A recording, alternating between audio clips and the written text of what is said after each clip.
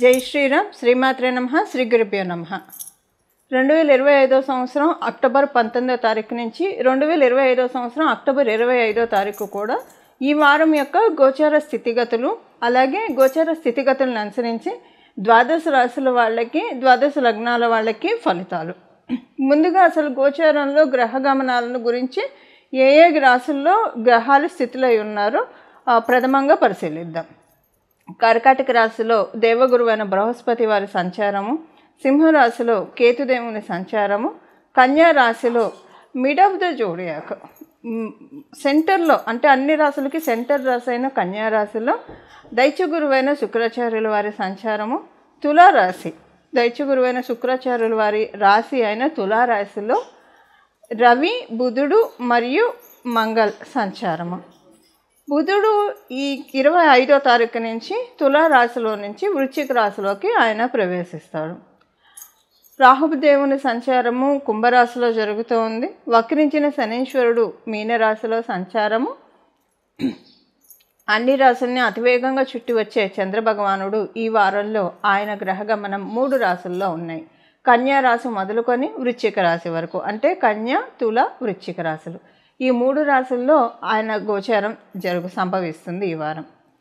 ఇవి ఈ వారం యొక్క గోచార గ్రహస్థితులు. ఈ వారం యొక్క గోచార గ్రహస్థితుల్లో ప్రత్యేకాంశాలు ఏవైనా ఉన్నాయా అంటే 2 ప్రత్యేకాంశాలు ఉన్నాయి.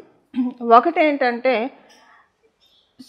బుధ భగవానుడు రాశిలో దైత్య గురువైన శుక్రాచార్యుల వారి సంచారము, అలాగే శుక్రాచార్యుల వారి రాశిలో బుధ భగవానుడి సంచారము. కన్యా రాశిలో శుక్రదేవుని సంచారము, తులారాశిలో బుధ భగవానుని సంచారము. ఇది పరివర్తన యోగం పరివర్తన యోగం ఉంది ఈ వారము. అలాగే ఈ పరివర్తన యోగము రవి బుధులు కూడా కూడి ఉండడం వల్ల సూర్యనారాయణమూర్తి ఇక్కడ నీచను పొందే స్థానము, తులారాశి ఆయనకి నీచ స్థానం అవుతుంది. ఇది ఈ వారం యొక్క స్పెషల్. ఈ పరివర్తన యోగము ఏ ఏ ఇండికేషన్స్ మనకి కలగజేస్తుంది, ఏదైనా ప్రత్యేకతని సూచిస్తుందా ద్వాదశ రాశుల వాళ్ళకి అని అంటే డెఫినెట్గా ఒక ప్రత్యేకతని సూచిస్తుంది. అదేంటి, ఇప్పుడు యూనిక్గా అప్లై అయ్యే పాయింట్ అంటే ప్రతి రాశి వాళ్ళకి మళ్ళీ విడివిడిగా పాయింట్స్ ఉంటాయి వాళ్ళ రాశిని అనుసరించి, కానీ యూనిక్గా అప్లికేబిలిటీ ఉంటుంది, కొన్ని పాయింట్స్ ఉంటాయి. అవేంటో మొదటగా మనం చూద్దాం. అసలు ఈ పరివర్తన యోగము చాలా మంచిది. అంటే యాక్చువల్గా షష్టాధిపతి సప్తమ స్థానంలో, మనం కాలపురుషుడు కుండలిలో చూస్తే సప్తమాధిపతి షష్ఠ స్థానంలో. మామూలుగా అయితే ఇది అంత మంచిది కాదు, కానీ ఇక్కడ ఈయన దైత్య గురువైన శుక్రాచార్యులు అవ్వడం వల్ల, అలాగే ప్రస్తుతం మనకి అధిచారంలో గురుడు ఉండడం వల్ల దీనికి స్పెషల్ సిగ్నిఫికెన్స్ వచ్చింది. ఈ పరివర్తన యోగానికి స్పెషల్ సిగ్నిఫికెన్స్, ఒక విశిష్టాంశం ఆపాదించబడింది గురు భగవానుడు అతిచారంలో ఉండడం వల్ల. దీనివల్ల ఏమవుతుందంటే మెయిన్గా వివాహ ప్రయత్నాలు చేసే వాళ్ళకి చాలా మంచి చక్కటి శుభ సమయము. ఏదైనా ఇబ్బందులతోటి వివాహ ప్రయత్నాలు ముందుకు సాగకపోతూ ఉన్నా, అలాగే వివాహితులకి ఏవైనా వాళ్ళ జీవితాల్లో మనస్పర్ధలు ఉన్నా అవి తొలగిపోవడానికి, వివాహం సెట్ అవ్వట్లేదు, ఎన్ని చూసినా ఏదో ఒక కారణాల రీత్యా వెనక్కి వెళ్ళిపోతుంది అనుకున్న వాళ్ళకి అవుతుంది. అంటే మొత్తానికి చూస్తే కనుక వివాహానికి సంబంధించిన విషయాల్లో వివాహం కావడానికే కావచ్చు, అలాగే వైవాహిక జీవితం గడుపుతున్న వాళ్ళకి వాళ్ళ జీవితంలో ఉన్న ఏవైనా లోటుపాట్లు ఉంటాయి, అంటే స్పౌస్కి హెల్త్ ప్రాబ్లం అవ్వచ్చు, లేదా వీళ్ళిద్దరి మధ్య క్లాషెస్ కావచ్చు, లేదా ఏదైనా ఫైనాన్షియల్ మ్యాటర్స్లో ఇద్దరికి ఉన్న ఇబ్బందులు, ఇవన్నీ కూడా సెటరేట్ అయ్యే శుభ సమయం. ఇది మళ్ళీ మీ జన్మజాతకాన్ని అనుసరించి ఆధారపడి ఉంటుంది. కాకపోతే గోచారంలో ఉన్న ఈ బ్లెస్సింగ్, ఒకవేళ మీ జన్మజాతకం సపోర్టింగ్గా ఉంటే కనుక 70% రిజల్ట్స్ మీరు చూస్తారు. ప్రస్తుతం దశ అంతర్దశలు సపోర్ట్ చేస్తూ ఉంటాయి. సపోర్ట్ చేయకపోయినా 40% బెటర్మెంట్ అయితే మీరు డెఫినెట్గా చూస్తారు. ఇది వివాహానికి సంబంధించిన విషయాలు. ఇంకొక మేజర్ బ్లెస్సింగ్ ఎవరికి ఉందంటే బిజినెస్ చేసేవాళ్ళకి. అంటే ఇప్పుడు బిజినెస్లోకి ఎంటర్ అవ్వడానికైతే కరెక్ట్ కాదు, కానీ ఆల్రెడీ ఎవరైతే బిజినెస్, మీరు ఏ రకమైన బిజినెస్ అన్నా చేయండి, ఒక ఫ్యాన్సీ స్టోర్ ఉందా, లేదా ఆయిల్ అండ్ మైన్స్ బిజినెస్ ఉందా, ఇండస్ట్రీస్ ఉన్నాయా, ఏ రకమైన బిజినెస్ అయినా కావచ్చు. సో అది చిన్న మొదలుకొని పెద్ద అన్నీ ఇందులోకి వస్తాయి, రియల్ ఎస్టేట్ అన్నీ వస్తాయి. ఎవరైనా సరే బిజినెస్ చేస్తూ ఉన్న వాళ్ళకి ఇది చాలా మంచి శుభ సమయము. అంటే ఒకటేంటంటే మీ మీద మీకు ఒక నమ్మకం వస్తుంది. ఒక బిజినెస్ అంటే మనకిన చాలామందిని పెట్టుకునే వాళ్ళు కొంతమంది ఉంటారు. కొంతమంది ఏంటంటే కొంతమందితోటి వాళ్ళు నడుపుతూ ఉంటారు. సో ఏదైనా సరే బిజినెస్ ఒక ప్రౌడ్ మూమెంట్గా అయ్యే టైము బిజినెస్ చేసే ప్రతి ఒక్కళ్ళకి అప్లికేబిలిటీ అవుతుంది. మీరు ద్వాదశ రాశుల్లో ఏ రాశిలో అన్నా పుట్టండి, ద్వాదశ లగ్నాల్లో ఏ లగ్నాల్లో అన్నా పుట్టండి, 27 నక్షత్రాల్లో ఏ నక్షత్రానికి సంబంధించిన వాళ్ళైనా కావచ్చు. ఇది బిజినెస్ చేసే వాళ్ళకి అప్లికేబిలిటీ ఉంది. చాలా మంచి సమయము, యూనిక్గా అప్లికేబిలిటీ ఉండే పాయింట్. ఇక్కడ ఏంటంటే ఒక విషయం, కానీ ఇప్పుడు బిజినెస్ స్టార్ట్ చేయడానికైతే అనుకూలం కాదు, ఎవరికి అనుకూలం కాదు. కానీ చేస్తూ ఉన్నప్పుడు ఇది ఇందాక నేను చెప్పాను, కండిషన్ అప్లై. మీ జన్మ జాతకంలో ప్రస్తుతం టైం బాగా సపోర్టింగ్గా ఉంటే ఇదేమవుతుందంటే మొత్తం మీరు తీసుకోగలుగుతారు. సపోర్టింగ్గా లేకపోయినా 40% మీరు తీసుకుంటారు. ఇప్పుడు ఒక ఆపరేషన్ చేయాలంటే ముందు షుగరు, బీపీ ఇవన్నీ చెక్ చేసే కదా డాక్టర్ గారు చేసేది. మొత్తం అన్ని లెవెల్స్ చెక్ చేసే కదా చేసేది. చేస్తేనే అప్పుడే ఆ వైద్యం వాళ్ళకి అనుకూలంగా ఉంటుంది. సో అలాగే అంటే అబ్జర్వ్ చేసుకుంటుంది వైద్యాన్ని శరీరం. అలాగే మీ ఆస్ట్రో బాడీ కూడా యోగాన్ని అబ్జర్వ్ చేసుకోవాలంటే ఇప్పుడు మీకు ఒకవేళ బాగా ఉందనుకోండి, మంచి మహర్దశలో ఉంటే డెఫినెట్గా మొత్తం మీరు బ్లెస్సింగ్ తీసుకోగలుగుతారు. లేకపోయినా 40% బ్లెస్సింగ్ మీకు డెఫినెట్గా వస్తుంది. ఇది యూనిక్గా ఈ ఈ ఈ వారం అందరికీ అప్లికేబిలిటీ ఉండే పాయింట్ యూనిక్గా ఉండేది. ఇప్పుడు ప్రతి రాశి వాళ్ళకి విడివిడిగా ఎలాంటి ఈ వారం యొక్క గోచార గ్రహస్థితులు, అలాగే ఈ పరివర్తన యోగము ఎలాంటి ఒక డెఫినెట్గా ఒక పాయింట్ ప్రతి ఒక్కరికి సిగ్నిఫై చేస్తుంది.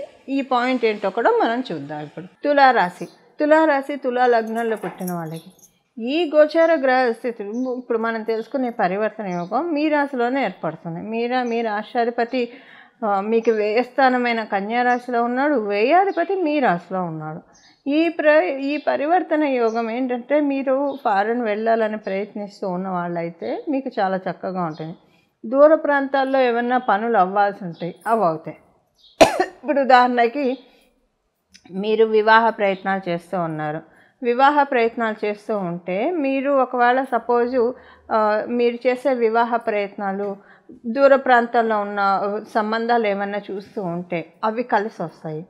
అలాగే ఎక్స్పోర్ట్ అండ్ ఇంపోర్ట్ బిజినెస్ చేసే వాళ్ళకి చాలా చక్కటి సమయం. సో అందరూ ఈ కోవకి చెందిన వాళ్ళే ఉండకపోవచ్చు. అప్పుడు ఏంటంటే మీకు డబ్బులు అనవసరంగా ఖర్చు అవుతూ ఉన్నాయని బాధపడుతున్న కోవలో మీరున్న వాళ్ళైతే ఈ వారం మీకు ఖర్చుల నియంత్రణ చక్కగా ఉంటుంది. ఇది ఉద్యోగస్తులకి వ్యాపారస్తులకి ఇద్దరికీ కూడా అప్లికేబిలిటీ ఉండే పాయింట్. డబ్బు ఖర్చు ఎక్కువగా లేకుండా మినిమం లెవెల్లో డబ్బు ఖర్చు ఉంటుంది. సేవింగ్స్కి అంటే కొంత సేవింగ్స్ చేసుకోవచ్చు అని అనుకుంటారు. ఇది పరివర్తన యోగం ఇస్తున్నది. దీంతో పాటు ఏంటంటే ఈ వారము ఉద్యోగస్తులకి అంటే వ్యాపారస్తులతో పోలిస్తే ఉద్యోగస్తులకి చాలా మంచి సమయం, ది బెస్ట్ టైం ఇది. చాలా బాగా ఉంటుంది, రాకింగ్గా ఉంటుంది మీకు ఇది. మీరు అంటే హ్యాపీగా వెళ్ళేసి వస్తారు మీ ఉద్యోగ స్థలంలో. కొన్ని మంచి మార్పులు కూడా మీరు చూస్తారు. మీరు ఉద్యోగ ప్రయత్నాలు చేస్తూ ఉంటే చాలా చక్కటి శుభ సమయం ఈ వారము. దాంతోపాటు ఏంటంటే మీకు వ్యాపారస్తులైతే వ్యాపారస్తులకి సమయం అనుకూలంగానే ఉంది. కొన్ని పనులు ఏవైతే పెండింగ్ ఉంటాయో అవన్నీ కూడా ఫాస్ట్గా మూవ్ అవుతాయి. ఈ వారము ఉన్న గ్రహస్థితుల వల్ల చక్కగా ఫాస్ట్గా మూవ్ అవుతాయి. ఏ పనులు కూడా పెండింగ్ ఉండకుండా ఉంటాయి. విద్యార్థినులకి మంచి శుభ సమయము చాలా బాగా ఉంటుంది ఈ వారం మన గోచర గ్రహస్థితుల రీత్యా.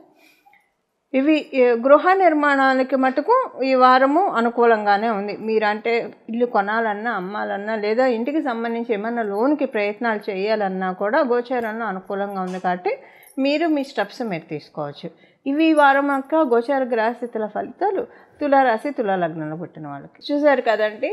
ఇప్పుడు దీనికోసం ఈ వారం చేసుకోవాల్సిన పరిహారం ఇప్పుడు నేను ఇందాక మొదట్లో చెప్పినట్లు ఒకవేళ మీకు జన్మజాతకం అనుకూలించకపోయినా 40% వస్తుంది. బట్ ఈ రెమెడీ చేసుకుంటే 50% మీరు తీసుకోవచ్చు. ఒకటి 50 to 60% తీసుకోవచ్చు బాగా ఉన్న వాళ్ళకి. ఇది కాంక్రీట్. ఒక్కొక్కసారి మనకి ఎవరికైనా యోగాలు వచ్చినప్పుడు అవి నిలబడాలి కదా. ఇప్పుడు మనం ఎంతోమందిని చూస్తూ ఉంటాం, సడన్గా రైజ్ అయిపోతారు, మళ్ళీ పడిపోతారు. సో అప్స్ అండ్ డౌన్స్ చూడకుండా, అంటే అప్స్ ఉన్నప్పుడు డౌన్స్ ఉంటాయి. బట్ అప్పుడప్పుడు డౌన్కి రాకుండా అక్కడి నుంచి కంటిన్యూ అవుతూ వెళ్ళగలగాలి. ఇప్పుడు యోగము ఇప్పుడు వస్తుంది ప్రతి ఒక్కళ్ళకి, బిజినెస్ చేసే వాళ్ళకి కావచ్చు, వివాహితులకి.